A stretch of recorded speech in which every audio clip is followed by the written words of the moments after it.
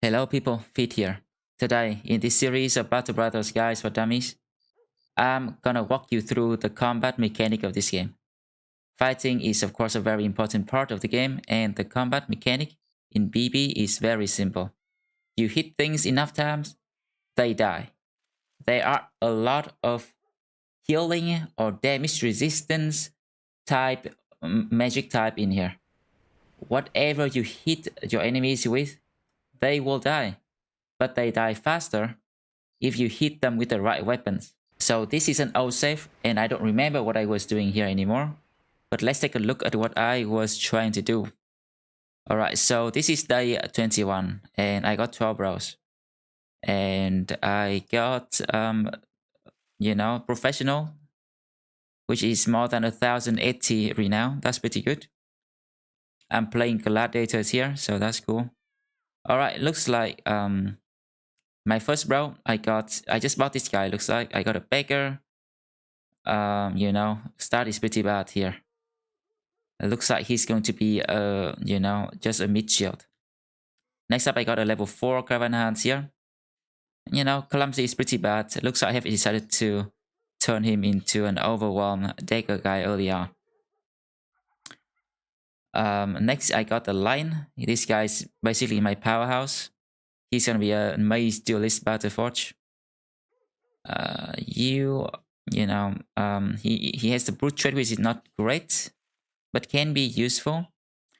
Irrational, which is bad. This is an old save, but if I was playing this run right now, I would go flail with him because of the brute, because two-hand flail is actually a thing now, and early on, one-hand flail can help you get a lot of armor. Alright, this is a level 4 farmhand who has some melee skill. I have decided to make him into a stunner, it seems. Now that's my Viper. He's level 6 right now, and he has got an overwhelm, which is a really nice breakpoint. It's a really nice power spike. Once he gets to level 7, he's going to get nimble, which will make him invincible almost. Alright, that's my bear. Looks like I have made him into maybe a maze guy this run. This is a nimble tank, right? His job is to just use shield and try to tank as much damage as he can. That is a poacher who has some decent range skill and decent melee skill, so I've decided to make him into a hybrid crossbow with polearm. That's a level 1 poacher. I just bought decent range skill, decent melee. Maybe another hybrid. Alright, York Dog is a caravan hand who has greedy. I haven't decided yet, it seems, but looks like I'm gonna go dagger too because I went dodge already. Alright, here is a pretty promising butcher, but he has a pretty bad trait. Right, won't use him for the long run, but for now he's quite strong, right? Maybe a two-hander or something. But for now, right, they are stealing in the back with a polearm. Alright, if you want to know more about how I build my bros, you can check out my build guide over there. Alright, let's go and do this contract so I can show you how, you should do things in combat. Alright, let's see. So this camp has a bunch of undead. And zombos, right? Zombie is one of the easiest things you can fight early on. Now, it doesn't mean that they aren't dangerous though. Right, with Geist and Necromancer, they can be quite scary, but alone, on their own, they aren't that bad. First of all, let's give this guy a spear. Give some of these guys a better weapon. Alright, some of my bros are injured right now, but it shouldn't matter too much.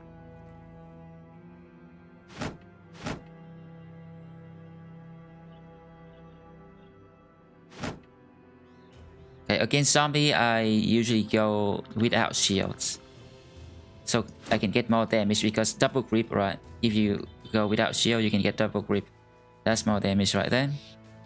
Doesn't work for a two-handed weapon though, but two-handed weapons, they got pretty good damage already.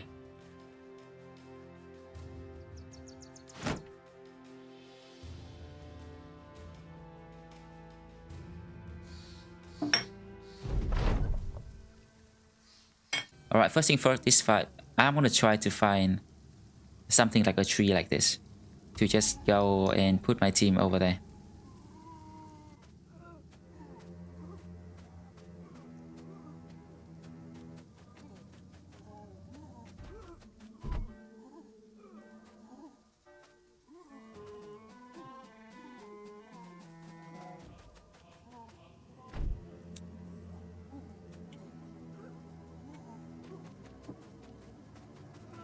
Alright, so first of all, this is not an ideal position. You kind of want to stay 2 tiles away from the undead front line if you can, because they are very dumb. They just go straight at you, and you want them to just go right in front of you without attacking you so that you can kill them. Undead, they have maybe 6 action points, which means they can walk once and attack me in this kind of terrain. So staying 1 tile away from them is not perfect, but you know, they don't have they don't have a lot of weapons, so that is fine.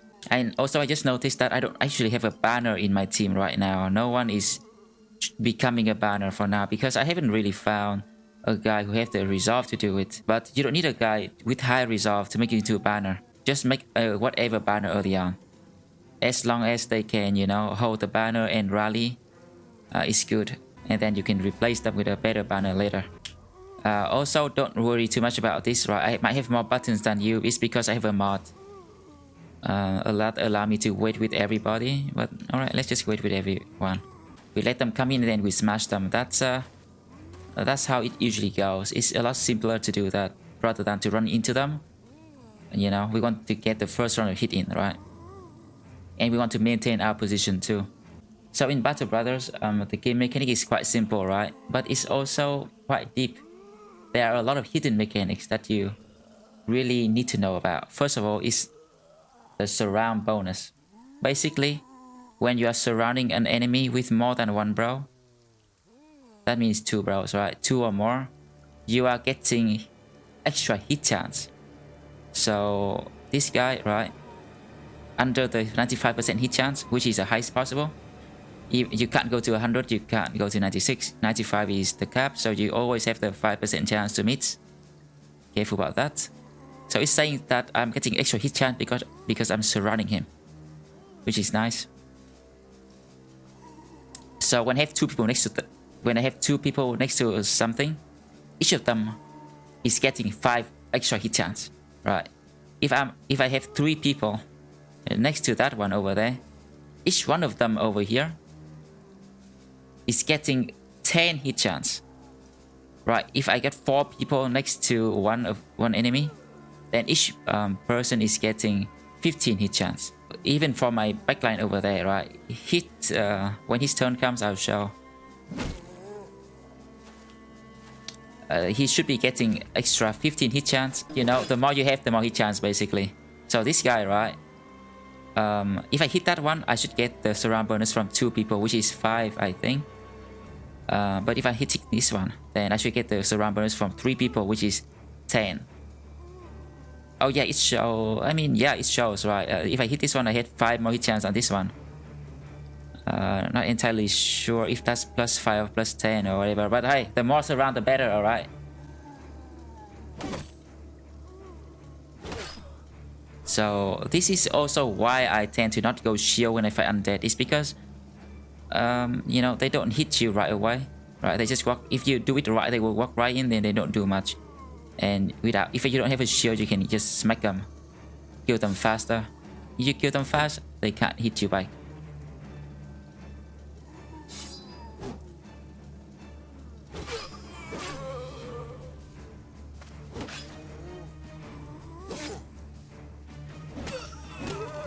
And they are very slow too, right? They are slower than your bros early on if you don't have 2 heavy armor.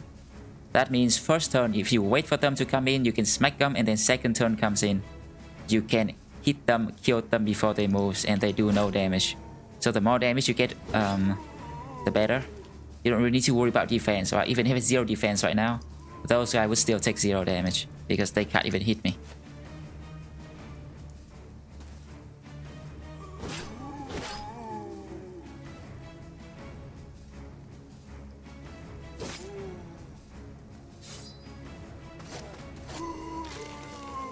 that's the first hit they got on me, right? You can see why these aren't that dangerous, but these guys, they do have a couple of things that you need to worry about, right? They have Backstabber and this perk, and they have Fearsome, that perk. Backstabber means that if they are next to you, instead of getting 5, they gain 10, they gain like double. So imagine there were 2 zombies there at a time, right? And each of them, instead of having 5 hit chance on me over here, each of them would have 10 because of Backstabber. Yeah, if they have 3 of them surrounding me, would they have 20? Oh my god. Right, like getting surrounded by zombies is bad. Don't, you know, try not to do it. Some enemy have Backstabber, some don't. But surround is pretty bad nonetheless. Try to not get surrounded. That's lesson number 1.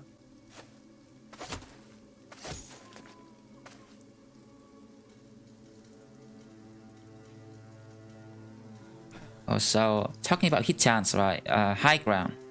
If you are on the high ground, enemy is on the low ground. You have 10 hit chance against them. So try to take high ground if you can. Not only you get 10 hit chance against them, they also lose 10 hit chance against you. So if you are on the high ground, basically you gain 10 hit chance and 10 defense against whatever is lower down there. Also, because the surround is such a problem, that's why we pick a tree to stand next to. So instead of getting surrounded by 2, potentially 3 right now, thanks to the tree, this guy's only being surrounded by 1, if maybe 2 at most, right? That's why you pick the tree. So first thing you go to battle against a, you know, like heavy melee enemies, you look for trees and bushes and rocks and high ground, and you try to find an advantageous position and you take that position.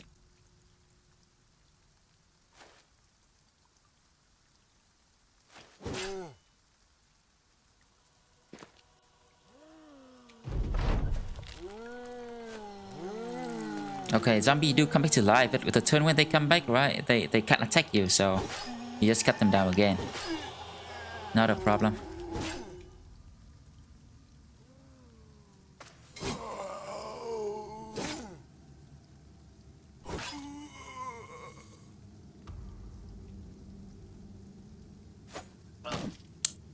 Well, yeah, so right there, we just failed a spear wall with 78 chance. They just bash us and hit the 29, right? If you pay attention, you probably see the fearsome thing pop up. Fearsome is basically a morale check. I'm gonna talk about morale check really quick.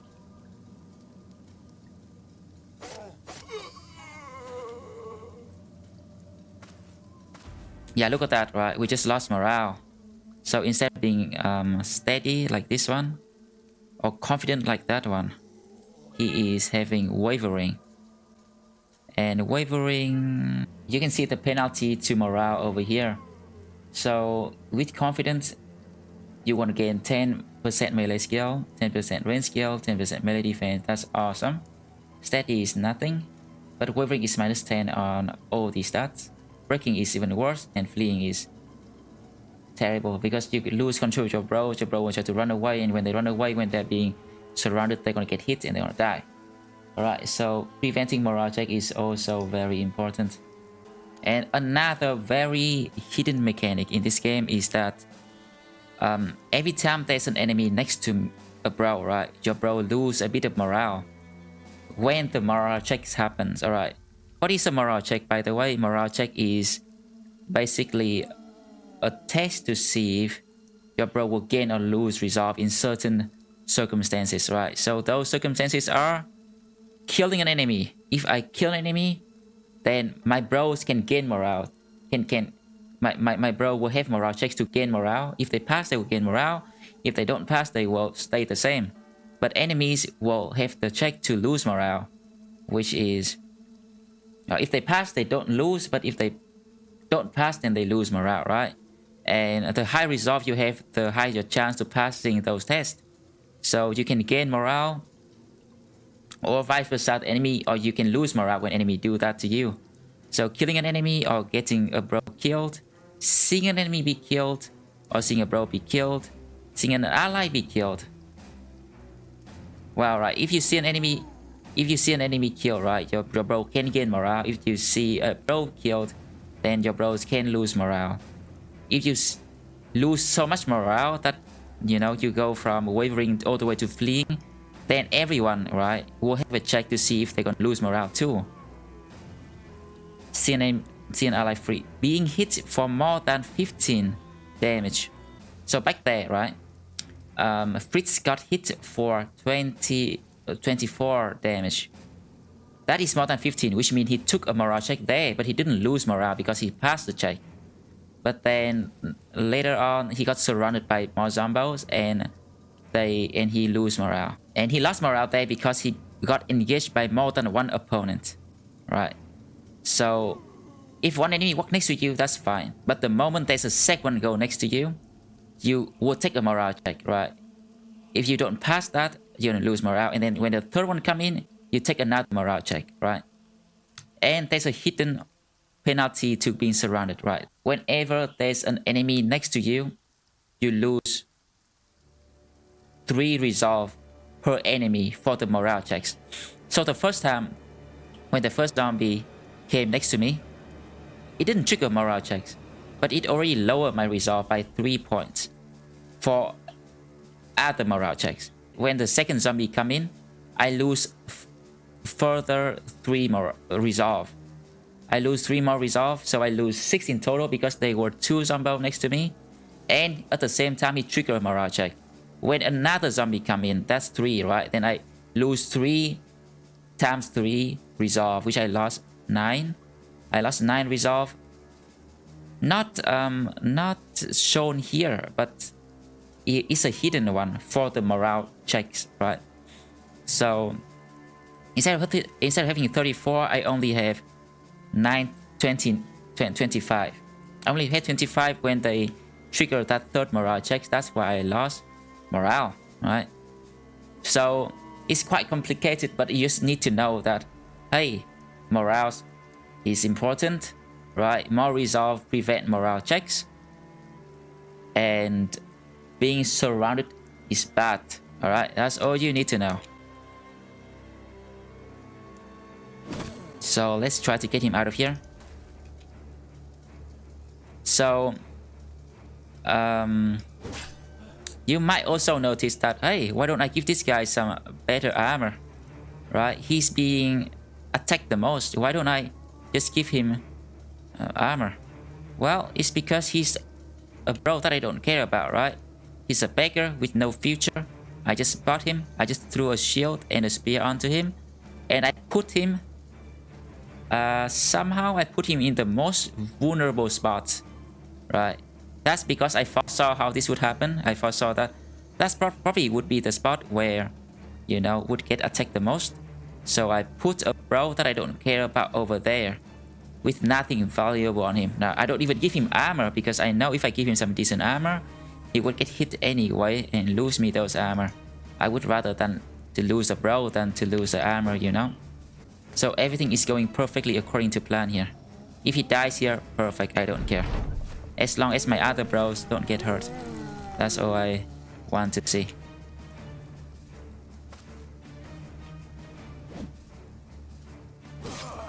Okay, this is what you call good positioning. It's where, you know, your good bros are safe, your team are generally safe. The only one that are taking the risk are the bad bros, right? That are the one that you don't care about.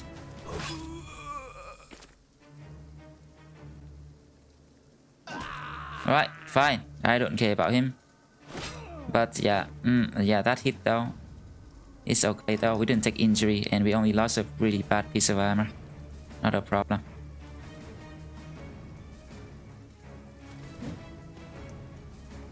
Alright, time to jump in, I say.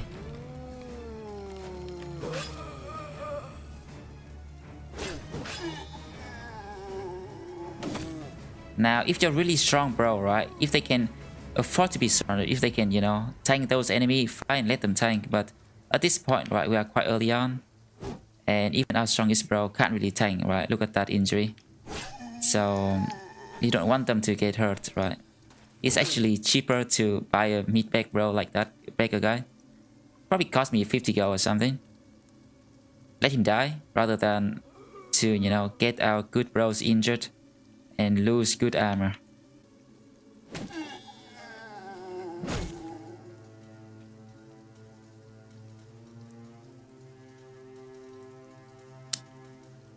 Well, this guy's about to hit.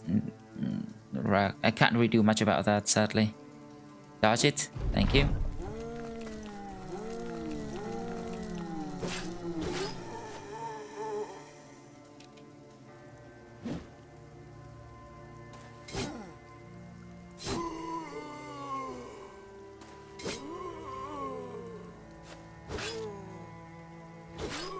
Okay. So our meat baker is dead, sadly. Not. Let's grab the loot.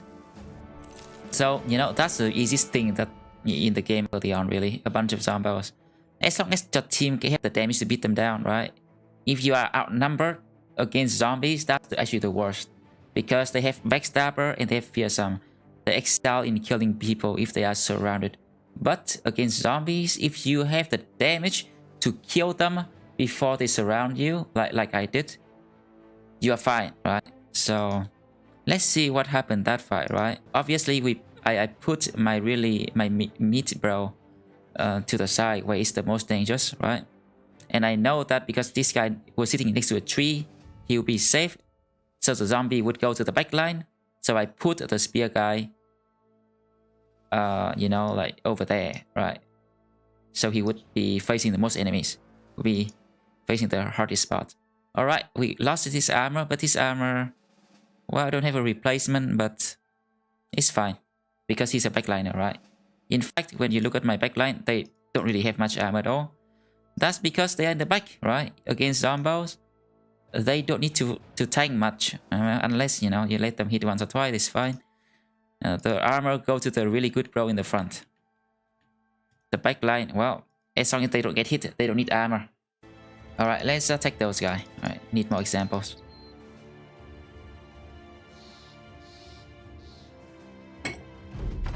Well, since we don't have a meat bro anymore, we might want to be more careful this run.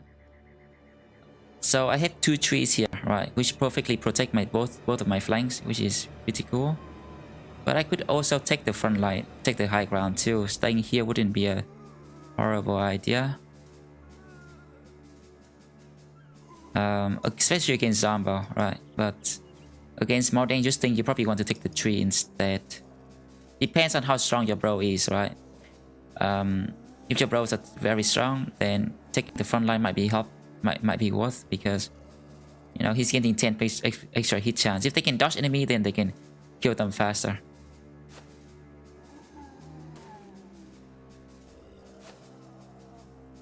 Okay, probably shield is not that important here, so I'm gonna drop the shield from my frontliner so they can kill faster.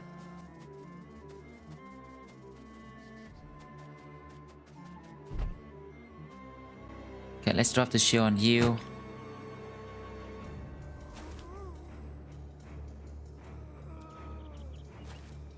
Okay, we noticed last time that the flank is gonna get hit the most, right? So let's move our people closer to the middle.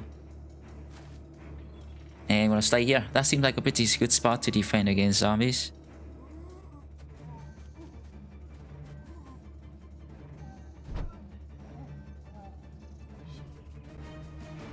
Now, again, right,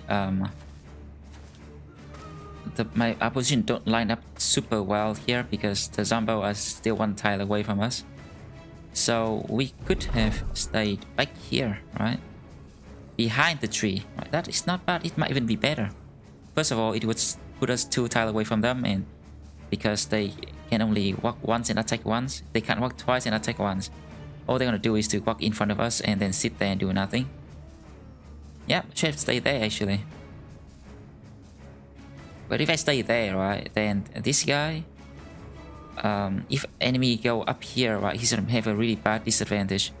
Maybe I have to put some people up there too, so, you know, there's always up and down sides. It's fine, I'm gonna sit here for now. And we are going to wait, right? Talking about our second thing that you want to know about. You should wait. you should wait in order to react to enemies. You don't want to run into them and get smashed, right? You want them to run into you and get smashed instead. Not only do you want to wait for them to go into you before you smack them, you also want to wait because for example, right, I really want to kill this one. I might want to wait for Wilhelm to go there first to provide extra surround bonus before I cash in my hits, right? This time though, I'm just gonna hit because I don't want to go there, right? That's a compromising spot. You know, get surrounded by 3 of them, and that's not ideal. Sometimes it's better to just take the damage but maintain your position.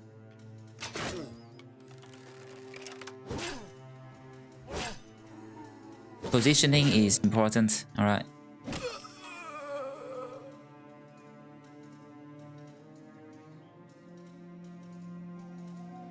Also, another reason why we want to wait is because weapons are different. Some are better at certain things compared to others. For example, the hammer is very good against armor, while the sword is not great against armor. There's also armor pen, which means how much damage you can do through armor. So this sword has only 20% armor pen and only 70% armor damage, which means when I hit, I won't do that much damage to armor, and I can't do that much damage through armor.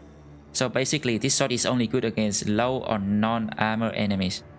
While this hammer, well, against something without armor, then the armor pen and the armor damage means nothing. But if there's something with a lot of armor, this hammer will take away a lot of armor when it hits. And it also will punch a big chunk of HP damage through. So, for example, if this guy were a very high armor enemy, and well, Niels probably will move first, right? Because he's a faster guy, he has dodge, right? This guy is a heavy guy.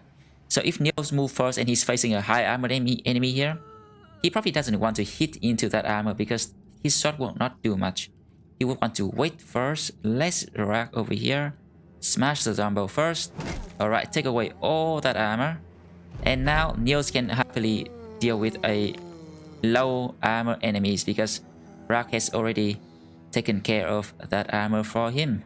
So you want your guys with high armor damage to move first, shred those armor away so that your low armor bros, like the sword bros, maybe the pole armor bros, or the archer bro, to get their damage in without having to go through so much armor.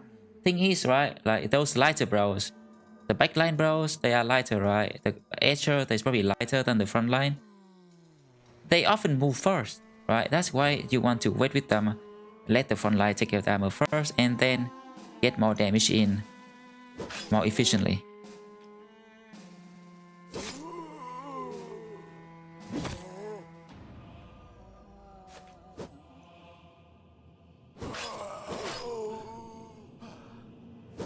Right, look at that, right, look at that. That guy has only 110 armor. And the sword only got 2 damage through. But, you know, if they were a bigger guy with a bigger weapon here, I would wait for them to smash the armor first. So that if he has no armor, right? If he had no armor, my sword would do 47 to 53 damage, 2 HP. But because he has merely 110 armor, I got 2 damage through, right? Later on, you're gonna see the enemy with 200, 300 armor. That's why you really want to wait with your bros who don't have as much armor damage. Wait for the armor to be weakened first, so that you can get more damage through.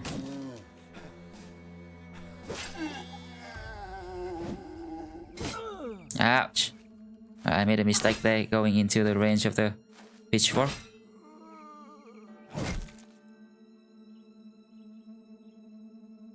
I just did 105 damage to this guy's armor with my hammer. Basically, if I did that to that guy, my sword guy can do full damage.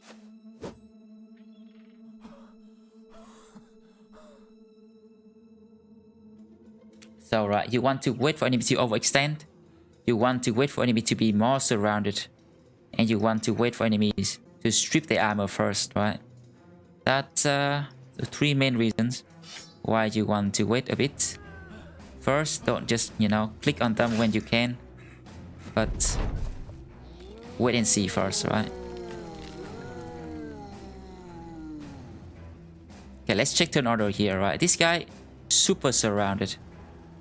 So, hitting him is really good, but, right, he just got so resurrected. He's doing nothing this turn, and apart from that, he has no weapon, so he's not really a danger. Let's try to kill something else who is about to move. If you can kill them before they move, that is nice.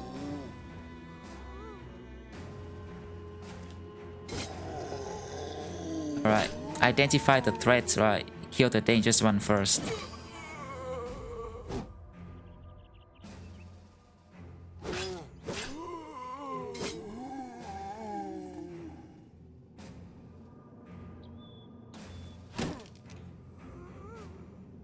And when you can't kill the dangerous one fast enough, you can stun them. That's why we build stun people, right? So because Battle Brother is a game with a lot of healing mechanics, that means the longer the fight goes on, the more your bros will get hit, right? And you can't really heal your damage. So it's better to kill enemy fast, reduce the damage that way. So that's in Battle Brother, damage is more prioritized than trying to just shield wall and hope that things will go away. It's better to equip a lot of people with damage so that they can kill things before they can even hurt you.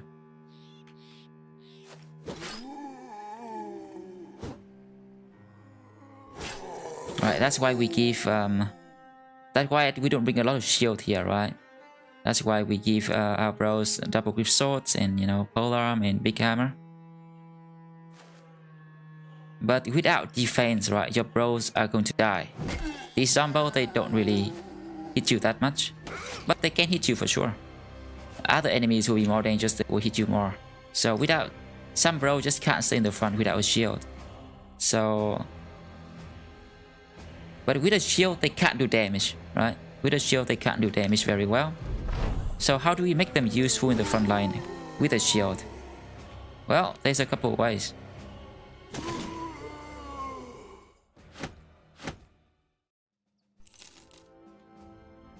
First, we can make them into a stunner. This one. If he gets to level 5, he's gonna get Mace Mastery. Then we wanna have a guy decently tanky with Colossus. Extra stats, gifted, Backstabber, so that you can surround and make sure you stun them.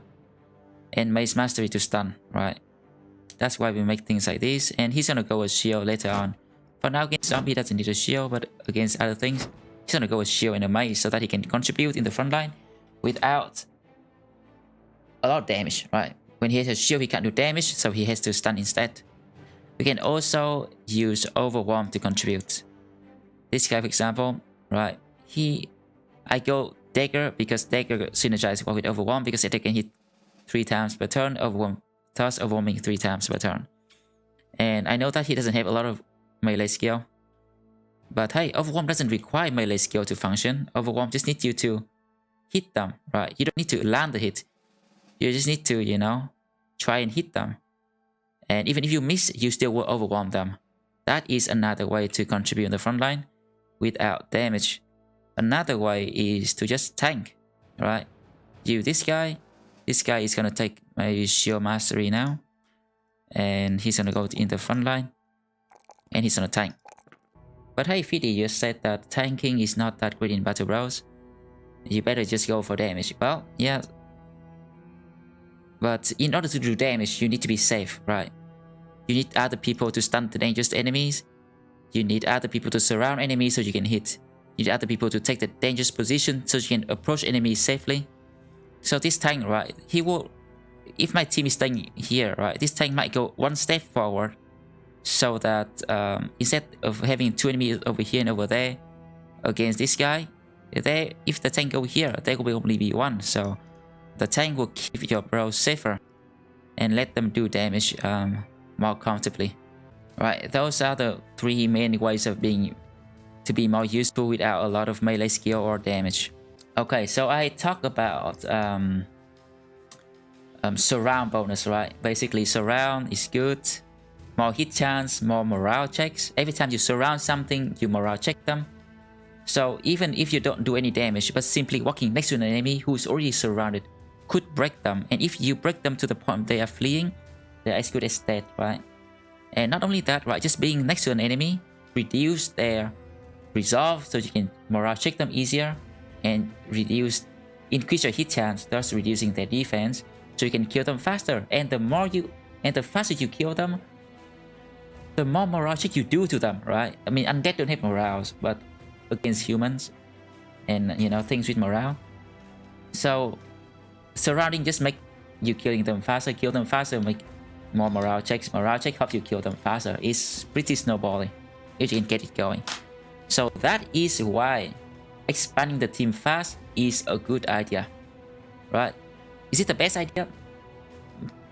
Probably it's better than not expanding the team. But you can run around with 6 people, with 3 people, with even 1 people. You can go solo. It's okay, but optimally, right? You want to expand very quickly. Right, it's day 22 and I just got to 12 people. I bought a mid shield simply to just have an extra body, so I can morale check, or I can surround, or I can just tank. Sometimes I just buy a guy just for them to die, so that I can have more bodies. Body is good, right? So expanding is good because, right, of all that surround mechanics.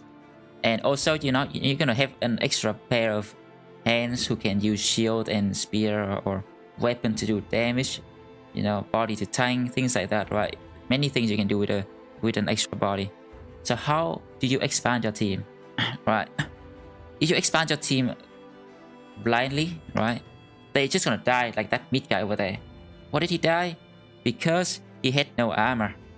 Right, this guy, right, he's not that good. He's tanking the flank, but he got a shield and he got some decent armor. Right, doesn't need to be super good, right? Just some low things. And he survived that fight. So in order to expand the team, you need armor. You need to keep them armored up. Just wearing something is better than nothing. This guy, right, he took 2 hits and he got an injury. But the first time he took the hit, right, he got full 30 armor. And he did not get injured at all. But the second time, because I fought without armor, he got pierced hand, right? So as long as you got even 30 armor, you can tank 1 hit early on.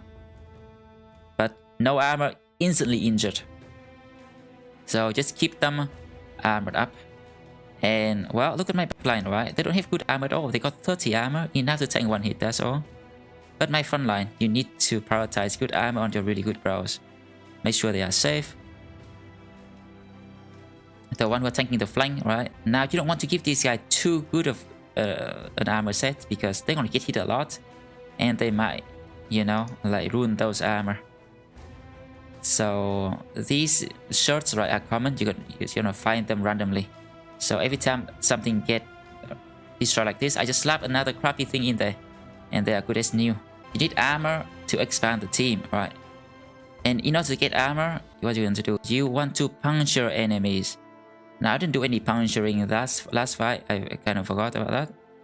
But you want to equip everyone with daggers. Even crappy one is fine. And you want to puncture for armor. Now look at this, right? I only have 1, 2, 3, 4, 5, 6, maybe 7 set of decent armor. That doesn't mean that I can only use 7 bros. I can use 11 bros. My backline don't need that much armor, right? Just keep them safe. That's good enough.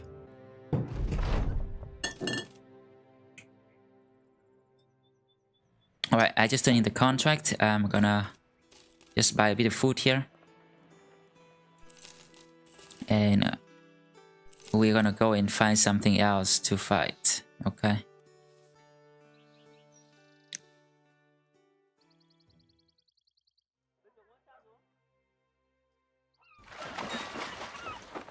What is this contract? Perfect, right.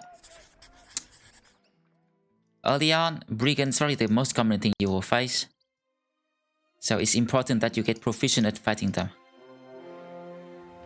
Alright, 6 raiders. Now, if I take them right here, we're gonna be fighting in the swamp. Now, I'm not sure if we're going to fight in the swamp, right? It can be advantageous to us, but it could also be the other way around. I could wait for them to, you know, move away from the swamp. Or let's see if I can do that, right? So when you attack something, right, it's what you are sitting on will determine the battlefield. So I'm not sitting in the swamp, even though they are sitting in the swamp, but I attack them from the grassland. It's gonna be grasslands. Actually, I would like to attack them from the swamp. Yeah, I think I have more advantage. So let's do the swamp instead. Okay, well, this time we didn't spawn in the water. In the water is pretty bad, right? Look at that, oh, that debuff. So if you can take the high ground and let them sit in the water, you have a huge advantage. But this fight, right? This fight, let's see what they want to do. So looks like they don't have any ranged weapon. They don't have any throwing weapons. That's why they are running into me. Okay, let's wait with everyone, see what they want to do first.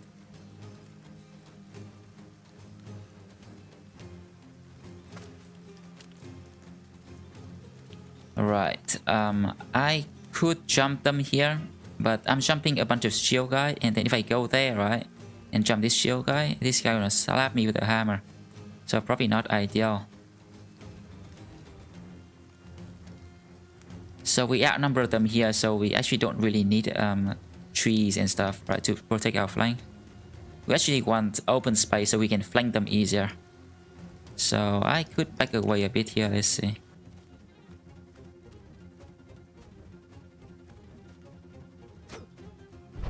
Again, we want to wait for them to, you know, do their shenanigans first. Alright, well, I think I wouldn't mind going back a bit more. You know what, let's do it. Oh, but they engaged me, alright. That's what I would call overextending for them, right? That guy with low armor, with a big weapon, he jumped right in front of me, and I want to smash him now. Alright, also, whenever you walk into a fight, right, you want to look for targets. You want to look for the most dangerous enemy. In this case, it's probably this one. And that one, right? The most dangerous enemy are the one with big weapons and also good armor that you can't burst down fast. This guy has good weapon, but he has weak armor, so we're gonna kill him real quick. But this one though, this one has a double whip flare which can be very deadly. And he got armor, body and head too, so that one we want to look out for. We want to watch out for. This one also have low armor and double grip. We want to burst those guys down first. The one with the shield, you know, they can wait. They aren't as scary. Now we're running into them here, but you know, we have to do it. Ideally, want them to run into us, right? But this is, you know, basically them running into us here. I'm killing two before they even get to hit me. That's good.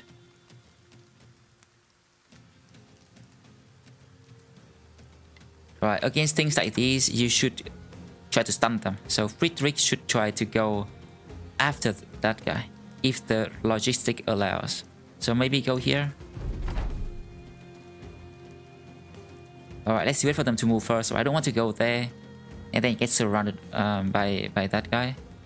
I want them to go into me so that I can hit them more, right? If I go there, I can only hit them once. But if I let them walk into me, now I didn't waste any AP moving, so I can hit them twice. Alright, let's smack them.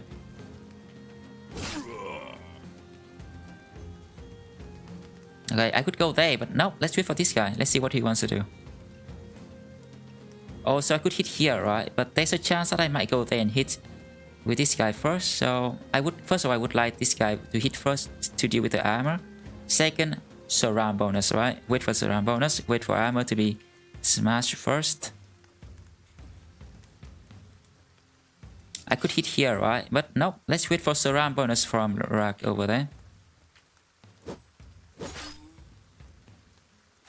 Alright, now we have to choose, right? Which one do I want to kill first? Do you want to kill the spear guy, or do I want to kill the axe guy? I could AoE, of course, but AoE, well, it's not as reliable. Hitting has more hit chance, right? 11 more hit chance compared to AoE. If AoE them, they might get knocked away. Sometimes knocking them away is a good idea with the hammer. This time, though, I don't think it's as good. So let's strike this guy real quick. Ah, good hit. All right. Also, you want to look out for dangerous enemy, but you also want to look out for puncturing targets. So who are your puncturing targets? Puncturing targets have good armor, and they have low danger weapons, right? For example, this guy had a shield, right, and he's an axe. That's not the worst thing in the world. We might save this guy to puncture. That's why we didn't hit him with the hammer, right? Let's stun this one if we can, because hitting him right here won't kill him. Won't do much. I won't kill him that much faster if I hit him, so let's stun him. Didn't work, it's fine. Should have waited for the surround bonus maybe. But maybe there wasn't any surround bonus there. Alright, this guy fully surround, he's gonna die. Alright, look at that, right? Like, when you save your target for last, as you kill off enemies, as you surround him, he will lose morale. And losing morale means that we can punch him faster. We can punch him without any problem, because he's not gonna fight back if he's fleeing.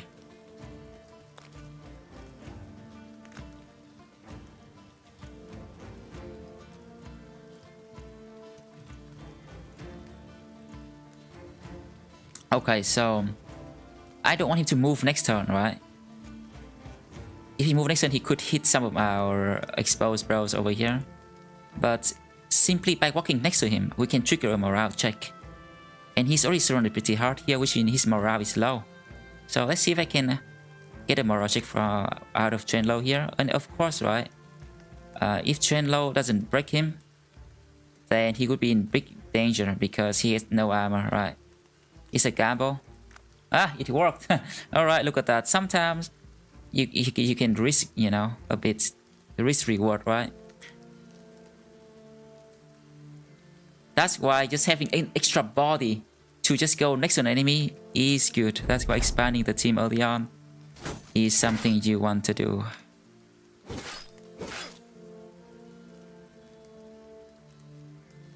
Now this guy's fleeing, right? All we need to do is to fully surround him so he can't run away. And then puncture him. Oh no, he's not fully surrounded. Oh no, what? Come on, man. Right, I don't... Oh, what, dude? Yeah, I don't have Pathfinder on this guy, so that's why he couldn't go there, sadly. If I foresaw that, I would have put down one over there. Mistake. Not much I can do now. Okay, the best I can do now is to put away my big weapons, so that when he runs away, I don't hit him with my big weapon and destroy his armor. Right, we can shank him. Pull out the dagger.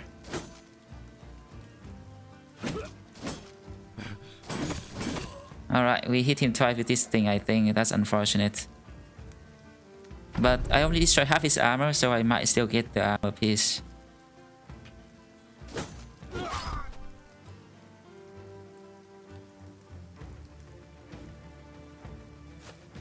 Small mistake, right? Small mistakes. It happens.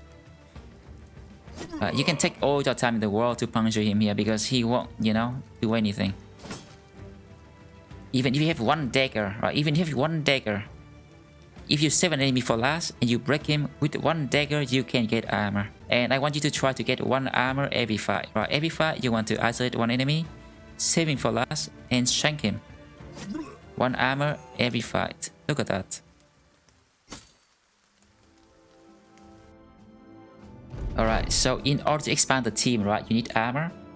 In order to get armor, you need daggers, right? One dagger is fine, but more will be better.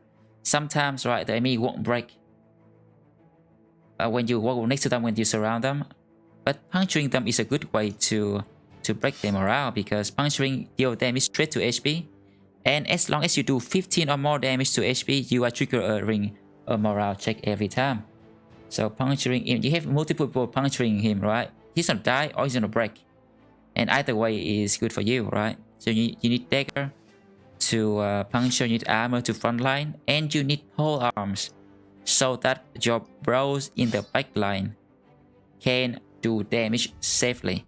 So the bros who don't have armor can do damage safely. So that's your ideal early game formation right here. A couple really good bros with big weapons. A couple utility bros like the maze, stunning, or the overwhelm bros. Right, that guy's not a utility bro, right? He's a fencer later on, but I still take overwhelm. He has now reached level 7. That will make him invincible basically against most things early on, unless you mess up, right? Unless you get him surrounded by 5 zombo or you know, he get unlucky and get smashed, right? Unless you overextend this guy, he won't die to anything. He won't get injured by anything. He will be pretty safe. So try to get some of your key bro to level 7 fast. Try to get some of your stunner to level 5 fast, right? You want to hit main mastery for your stunner. You want to hit overwhelm for your overwhelm bros, your dagger bros, and you want to get nimble for, you know, all the nimble frontline. Battle Force, you can wait. Battle Force require much better armor, so you don't need to go Battle Force for the Battle Force bro the moment you reach level 7. But hey, if you see nimble, you take nimble, right? Level 5, 6, 7 are really important. Alright, so a few key bros, right? Leveling up, get fast, getting the key perks, decent armor in the front, you know, a couple shields on the utility bros, right? And a couple bros in the back, right?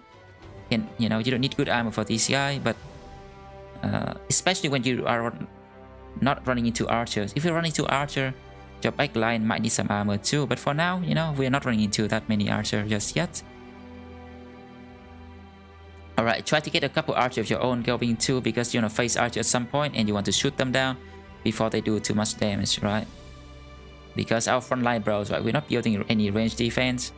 Archer will shoot them, and you know, we don't want that, right?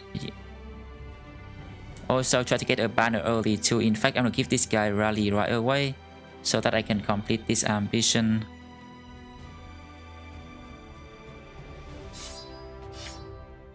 Okay. Now we got some potential archer going. That's perfect. I have one more place I can hire one more bro here, right? So I can go and just hire a mid guy again. I don't need to hire a good one right now. I just need a guy that I don't... Yeah, look at that beggar, looking juicy. Let's buy him. Perfectly bad. Beautiful. Let's give him a spear and a shield. Put him the flank again, right? Like this guy, right? These bros, they can tank the flank for you. But they are still vulnerable. They can die still. They're not there yet. So you kind of want this guy to help protect those guys. If there's anything really hard, really scary, this guy can jump out there and protect them. You can put them in the most dangerous spot and use them as basically a rock or a tree that can use spear in your shield. And if you run into something dangerous, right, you have nets, right? Throw a net on them, smack them down. Another thing, right, you're gonna run into ranged enemies soon enough, especially marksmen early on. Marksmen, any non-nimble bro that the marksmen get their hands on, every shot could be an injury. You need to be careful about that. Fight like those, you know, against 1 or 2 marksmen, you could run at them, just try to smash them down fast. At this point, I can deal with 1 or 2 marksmen, but yeah, 3 maybe. But more than that, right? If you see few marksmen, that means 2 to 3, right? 1 to 3 marksmen is fine, but 4 marksmen or more, I might want to think twice, right? Might want to go nighttime, might want to, you know, just skip them altogether, because, you know, if 4 marksmen with 3 crossbow, 2 injuries per turn, yeah, that's probably not worth. So, and once you get to level 7, starting with your good bros, right? And then it's eventually the other bros, the stunner, the other frontliners, and get nimble, you get better armor, get better archer, right? You can deal with other things. So just keep the important bros alive, get that level in there, get to nimble, get better armor, also get some damage dealer, right? We start out with we are playing Gladiator, which means you start out with some really good damage bro, late game damage bros. But for a normal team, right, you would like to look for people like Lucifer, for example, so they can actually do damage, right? And maybe even Damsvan, right? Someone with good attack and defense that can help you do damage in the front line, because you don't want your entire front line to be consist of things like these, you know, just shield and swords, right? Not ideal. You want some damage in there.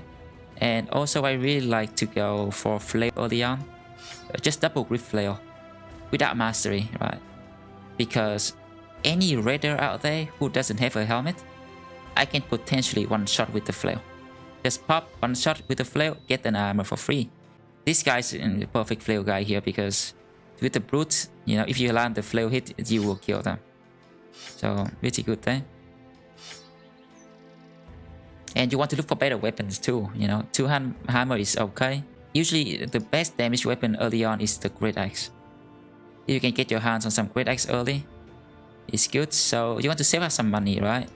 And if you go and see some bros in here, let's go there. Okay, I got my ambition done. Awesome.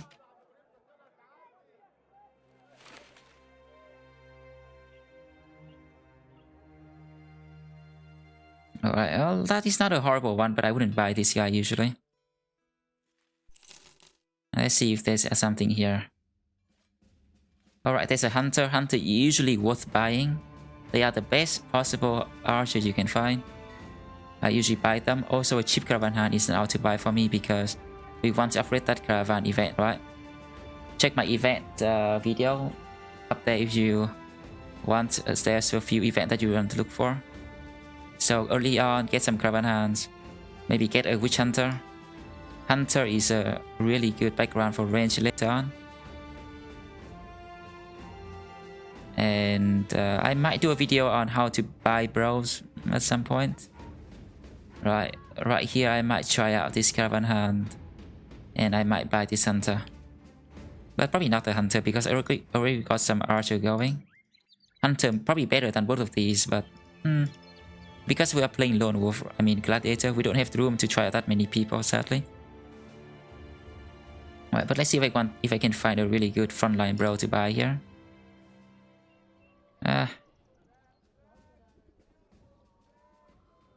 Well, not for now. Let's save up bros. So good bros, usually I like to try and buy, you know, cheap sword, cheap sword master, some hedge knight if I can, some oath takers. And if they have good weapon with them, that's great. If the sword master has a facing sword early on, that's an out to buy for me. If there's a hedge knight with the mace, that's an out to buy for me. And if there's something with a great axe, that's also, you want to buy them, right? You have a chance of finding a good bro, and you are guaranteed a good weapon. And early on, damage is important. Good weapon help you kill them faster, right? Okay, so that's basically it. In conclusion, right? You want to expand the enemy fast. Doesn't mean that you want to buy a bunch of naked bros though. Yeah, Peasant Militia start out with 12 bros, right? I can't really get 12 bros going right away without any armor or equipment. So, you know, usually you start out with 3 bros. I would advise you to go to 6 bro, you know, in the first couple days, and then expand slowly, 1 or 2 of them at a time. But yeah, I can't really get 12 of these guys going right away. They have nothing, right? They're gonna die. So, oh my god, look at this one. Okay, so expand the team, right? Puncture armor, right? Puncture 1 armor every fight if you can. Look for the scary enemy, burst them down. Save the weak enemies with high armor, puncture them later, right? In the fight, surround them if you can. Wait for them to overextend. Surround them, shred the armor before you hit them with the weaker weapons. Right, and also try to find a good position. That means high ground, choke point, you know, extra trees, extra rocks to, you know, like reduce your surface area of your flanks. Alright, weak bros in the back with polearm, strong bro in the front, but you know, make sure they are well protected with good armor. And yeah, let the enemy come to you and smack them. Don't run into enemies. and get smashed, right? And that is about it for, you know, basic Battle Bros combat early on. That is only fighting some early common enemies like brigands and undead, right? Early on, you wanna face beasts, you wanna face orc and goblins. Against those, you wanna have to fight a bit differently. I might go through them another time, but yeah. I think, right, my goal usually is day 20, get to professional, get 12 bros, right? Yeah, at least half of them should be decent. The other half, they can be mid, right? Sometimes though, the mid bros, right, like, I mean, none of these are that mid, but let's say this guy's a mid bro. But sometimes they survive for too long, you know, if you do things incorrectly, your mid bros might survive for too long, and then you have to come up with a way to make use of them. This guy, because I know that he won't hit anything, I make them into Overwhelm guy, because Overwhelm doesn't need to hit to work, right? If you want to learn how to make use of your bros, how to build your bros, right, check out my video about the builds. And hey, I will catch you in the next one, alright? I hope you enjoyed the video, I hope it helped. Please subscribe to the channel if you haven't done so, and like the video. Alright, thank you for watching. Video out. See ya.